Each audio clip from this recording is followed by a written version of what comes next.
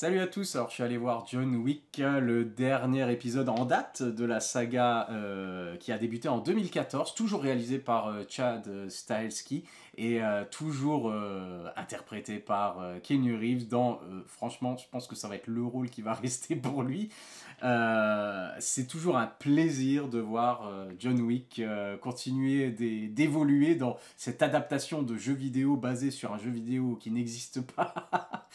Et mais qui en a toutes les caractéristiques, puisque on a toujours on va dire cette ligne de scénario assez mince depuis le premier épisode. C'est une histoire de vengeance, tout simplement, où John Wick tue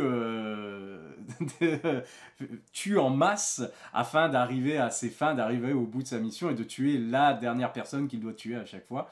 Et du coup, on a cet aspect un peu jeu vidéo, bien entendu, où on passe de niveau en niveau, et puis on affronte des boss à la fin d'un niveau, et on passe au niveau supérieur, et à chaque fois la difficulté est un peu plus grosse, et c'est vraiment un plaisir. Euh, on a bien entendu, alors ce que moi j'ai apprécié et qu'on retrouve, heureusement, forcément je dirais, dans le quatrième épisode, c'est toute la mythologie qu'il y a autour du monde des tueurs à gages avec le Continental, et ils ont leurs règles, leurs principes, et toute cette mythologie dans le monde, voilà, des gangsters et du crime. Et j'ai trouvé ça vraiment super intriguant et intéressant et original aussi dans le premier, dès le premier John Wick, du coup. Et on voit que c'est développé au fur et à mesure. C'est super, c'est toujours super divertissant en tout cas. Et ça rajoute vraiment quelque chose, justement, comme dit, le scénario est assez mince, hein, des John Wick. Mais c'est toujours fait avec beaucoup de classe. Et encore une fois, pour le quatrième, du coup, c'est un cran au-dessus au niveau des chorégraphies, des scènes d'action. On ne sait jamais à quoi s'attendre, et puis on est toujours gâté. Visuellement, bien sûr, c'est vraiment un chef-d'œuvre de film de violence et de fusillade et d'arts martiaux et de gun-fu qu'ils appellent ça. C'est vraiment pour notre plus grand plaisir. Et cette fois, alors je dois dire, est-ce que le quatrième film est finalement le meilleur de la saga? Je ne sais pas, en tout cas, il y a des éléments, on va dire, supérieurs, rien qu'au niveau peut-être du scénario. Alors la simplicité du scénario faisait aussi, bien sûr, la simplicité et du coup, on va dire, le plaisir coupable qu'on pouvait prouver en regardant un John Wick, hein, c'est que c'est assez linéaire et c'est assez clair. Euh, et voilà, avec des méchants qui sont plus ou moins juste là pour être de la chair de la chair à canon. Et, euh, et là, ce que j'ai apprécié particulièrement dans le 4, c'est qu'on a vraiment l'impression qu'il y a un effort. Alors, c'est pas le même scénariste que les trois premiers, c'est des nouveaux scénaristes qui sont arrivés. Alors, je sais pas si c'est voilà, parce que le premier avait pas plus d'idées que ça, ou voilà. Bon, en tout cas, c'est toujours fidèle à ce qu'il y a eu avant. Il n'y a pas de problème avec ça. C'est toujours cohérent avec tout ce qu'il y a eu avant. C'est juste qu'ils ont rajouté, je trouve, un peu plus de profondeur, on va dire, et de développement en termes d'arc narratif sur les autres personnages, et pas que sur John Wick, qui a justement un but à atteindre à la fin du film, ou qui est dépendant des promesses qu'il a faites, ou des choses comme ça. Donc on a les autres personnages autour, dont on voit les conséquences sur leur, on va dire, vie à eux. Et c'est un peu tous, quelque part, des miroirs, justement, de John Wick. Alors, c'est en particulier, on va dire, c'est Donnie Yen qui interprète Kane, du coup, et qui est envoyé, justement, par la Grande Table.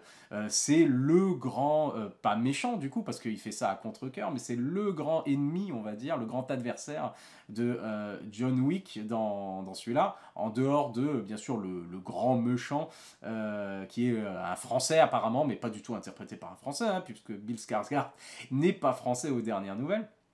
Mais il le joue très bien quand même. Voilà, et puis il traîne dans tous les lieux chics, tous les lieux touristiques de Paris. De galeries d'art, le Louvre, enfin bref, il est un peu partout.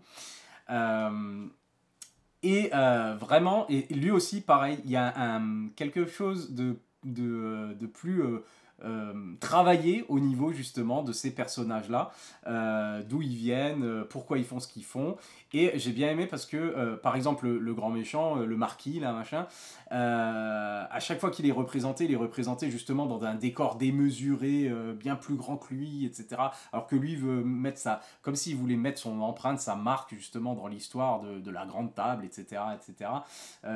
Et qui veut réussir justement à là où personne, là où tout le monde a échoué, c'est-à-dire à éliminer John Wick. Et en fait, il s'attaque à plus énorme que lui. Et il a ce complexe, voilà, on le remarque à chaque fois qu'on le retrouve dans un lieu, c'est toujours un décor complètement démesuré par rapport à lui, qui est finalement quelqu'un de très grand, mais qui est tout petit face au monument auquel il est associé à chaque fois par le décor. Et c'est la même chose, du coup, ça se retrouve sur sa confrontation, on va dire, avec John Wick, parce qu'il est là à parler, à faire le beau, et pourtant il affronte jamais directement John Wick, il envoie toujours quelqu'un pour l'affronter à sa place. Et du coup, c'est vraiment, il vit sur le succès, on va dire, des autres qui mettent leur vie en jeu. Et c'est plutôt pas mal parce que on a justement, je trouve, il y a des plans intelligents justement au niveau de la mise en scène et comme dit du décor, voilà, avec le tableau de la liberté guidant le peuple ou de la révolution, des choses comme ça. Il y a plein de trucs comme ça qui retrouvent thématiquement, on va dire, une signification particulière dans le scénario du film. Donc c'est plutôt pas mal fait, ça j'ai beaucoup aimé.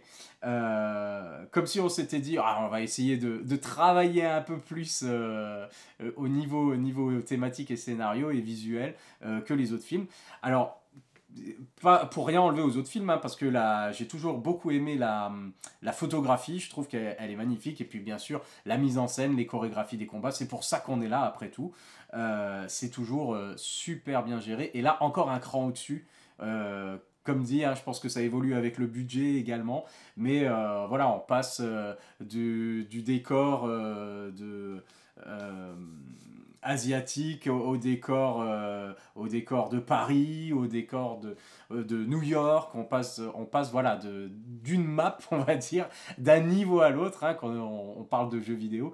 Et il y a vraiment, enfin, ils vont à fond dans le côté, j'ai trouvé, et ça j'ai beaucoup apprécié aussi, c'est le côté western. Alors depuis le début, bien sûr, John Wick, hein, c'est une question de... Enfin, ça s'inspire des films de samouraï et qui ont inspiré des westerns, en particulier les westerns spaghetti de Sergio Leone, et qui ont inspiré du coup ce qu'on voit aujourd'hui dans John Wick.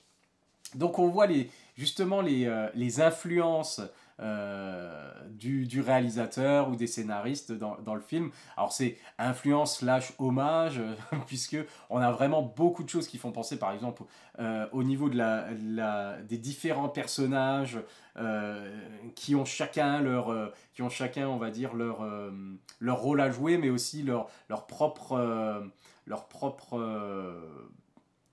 comment dire, je perds mes mots, qui ont leurs propres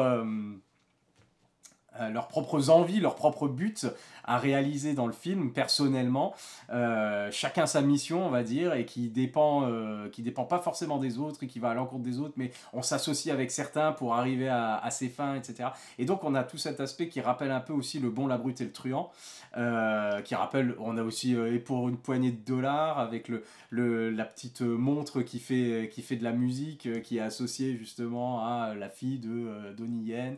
Et plein de petits détails comme ça, où chacun a son truc, a son style de combat, a ses armes de prédilection.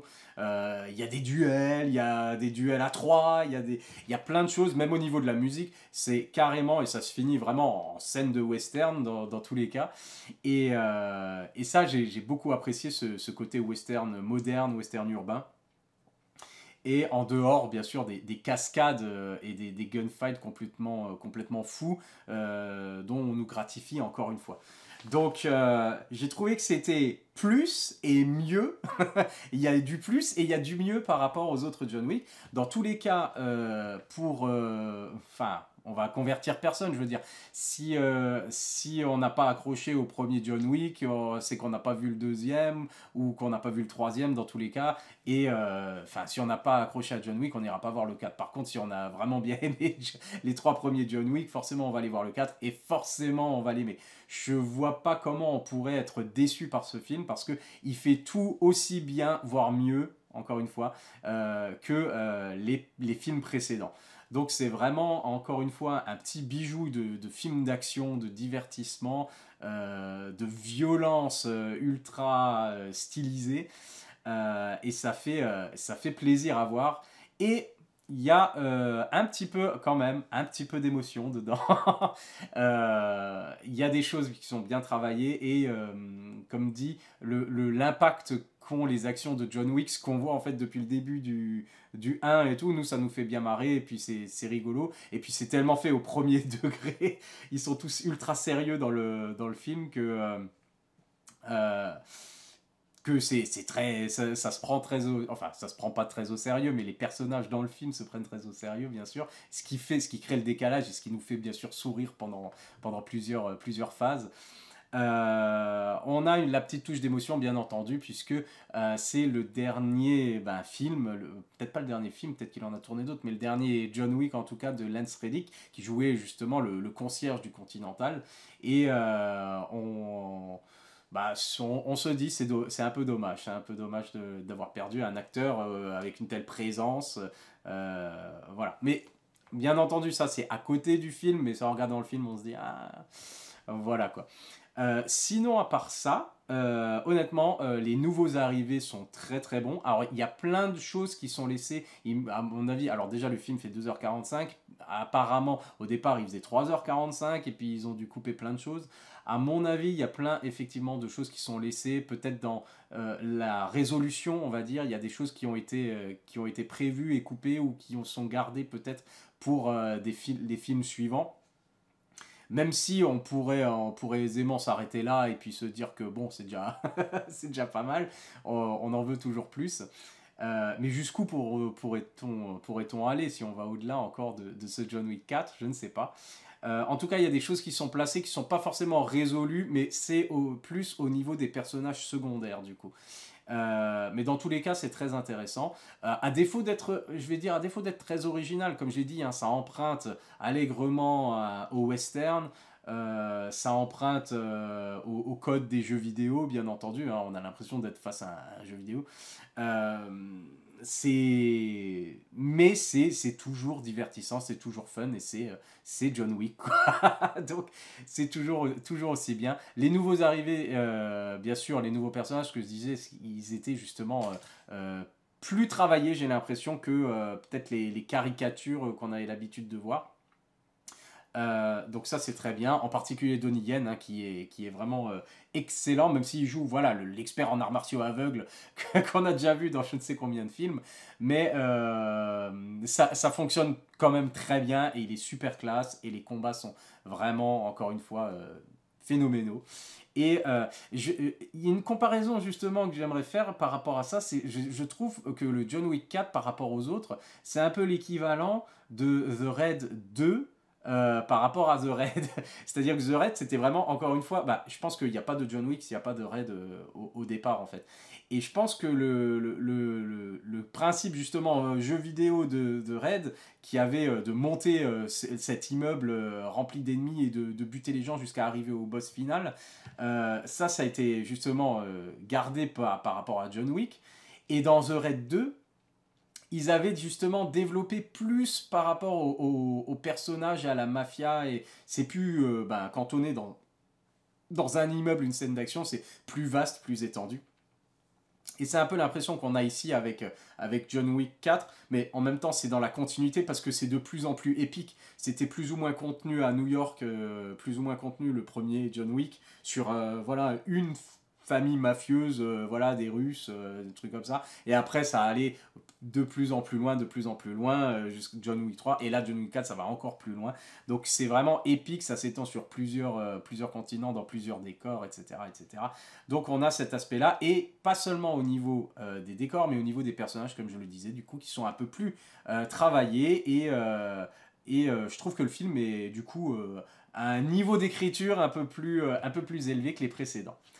Donc voilà, à défaut encore une fois, il y a des éléments, c'est comme un florilège en fait, tout ce que vous avez aimé dans les John Wick précédents, on vous le redonne ici, un peu différemment. Il y a de nouveau un chien, il y a de nouveau quelqu'un qui se balade avec un chien qui se combat, il y a de nouveau, il y a de nouveau, il y a de nouveau le Continental, il y a de nouveau les personnages qu'on a vus précédemment, il y a de nouveau des gunfights sur différents modes de transport, il y a de nouveau, enfin plein de choses qui sont un peu différentes. Il y a une scène qui est absolument phénoménale et quand on dit justement ça plonge vraiment dans son... Enfin, ça ne cache pas justement son influence de jeu vidéo, c'est qu'à un moment on a l'impression de voir le GTA mais à l'ancienne, filmé du dessus. Il y a une scène absolument géniale d'action qui est filmée uniquement en caméra, on va dire, vue du ciel. Et, et on a l'impression d'assister à un vieux jeu de shoot, comme le premier GTA par exemple, ou alors comme les anciens jeux sur les Nintendo, les choses comme ça, où on voit les personnages se courir après dans un décor, mais vu du dessus, et c'est vraiment bien foutu, et c'est original, et c'est super divertissant. Donc voilà, je sais pas quoi dire d'autre à part c'est super divertissant et la tension va crescendo. Je vais m'arrêter là pour la critique parce que je vais pas enchaîner, je vais parler spoiler dans 2 secondes vite fait pour donner mon avis sur la fin du film. Et puis voilà, donc forcément si vous n'avez pas vu le film, allez le voir et si vous êtes fan de John Wick ça peut que vous plaire et vous êtes déjà allé le voir de toute façon. Donc maintenant je vais parler spoiler. Et spoiler, alors John Wick meurt. Quoi, il meurt. Et ce qui est bien, c'est qu'on le voit pas vraiment mourir comme genre sa tête est découpée, sa tête explose ou quoi que ce soit. C'est bien qu'ils se disent bon, si on n'a pas de si on n'a pas de meilleure idée pour le 5, on s'arrête là. Par contre, si on a une idée qui vient pour le 5, on peut toujours le faire revenir. Donc en tout cas, soit il est mort, soit il se fait passer pour mort. Alors, dans tous les cas, je trouve que cette fin à moitié ouverte, enfin ouverte si on le souhaite, est très très bien vue parce qu'il se laisse justement la place de pouvoir changer ça. Et ça pourrait très bien être justement le côté final, la finalité finalement de l'histoire de John Wick, puisque maintenant, je veux dire, il est débarrassé de toute responsabilité. Donc qu'est-ce qui pourrait bien faire que quelqu'un ait besoin de lui dans le futur sans que ça fasse redite?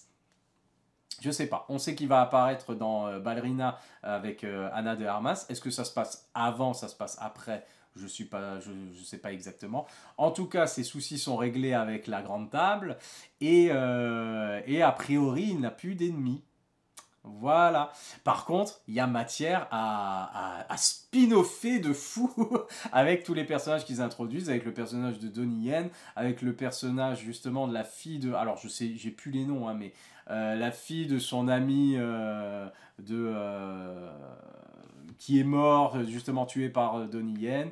Enfin bref, et qui doit retrouver éventuellement Donnie Yen pour lui régler son compte parce il a tué son père. Enfin bref, il y a plusieurs personnages qui sont introduits là qu'on pourra retrouver dans des spin-offs si on le souhaite. Et si les producteurs le souhaitent, mais j'imagine que vu le pognon que ça fait, ça va se faire. Et je pense que c'est pas la fin de John Wick, je pense qu'on aura un John Wick 5 à un moment ou à un autre. Voilà. Donc Lance Reddick, oui. Le côté un peu triste, c'est que son personnage meurt aussi. Son personnage meurt dans les premières minutes finalement. Mais je trouvais que c'était bien pour montrer que voilà, on est sérieux, quoi. On tue des personnages que les spectateurs apprécient, que les fans apprécient depuis le premier film. Et histoire de dire, voilà, ça rigole pas, tout le monde peut mourir. Et effectivement, même John Wick apparemment peut finir par succomber à des suites de ses blessures qui sont quand même un peu incroyables.